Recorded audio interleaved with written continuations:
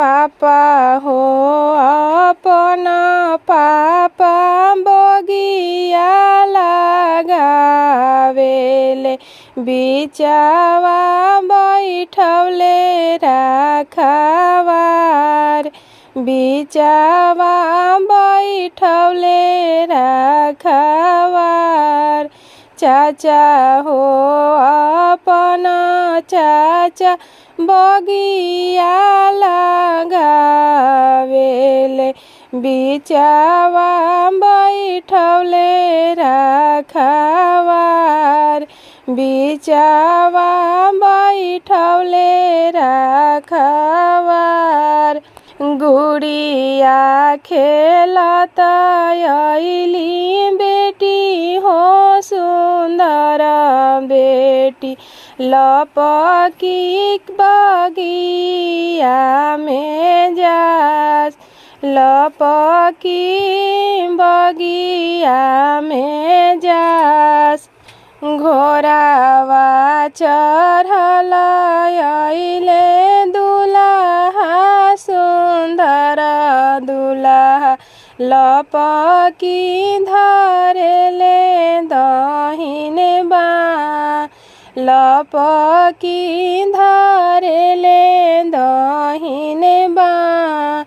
छोरी छोरी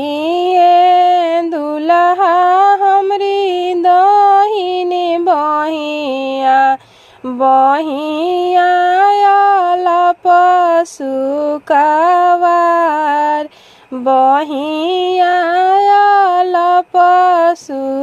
लपसुकावार किया तू सुभावा हो सचवा के ढारल किया तो हे गढ़ेला सोनार किया तो हे गढ़ेला सोनार कमनी मयरिया हो तो हे जनमवली भइलु अलपसुकावार भइलु अलपसुकावार नाही हम ए प्रभुजी सचवा के ढालल नाही रूप गढ़ेला सोनार नाही रूप गढ़ेला सोनार मम्मी हो अपन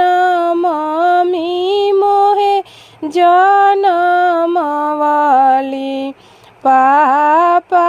कइले बहुते दुलार पापा कइले बहुते दुलार तेलावा फूलेलावा पोसैनी ए दुल्हा भइनी अलपसुकावार भइनी अलपसुकावार भैया हो अपन भैया बगिया लगावेले बिचावा बैठवले राखवार बिचावा बैठवले राखवार।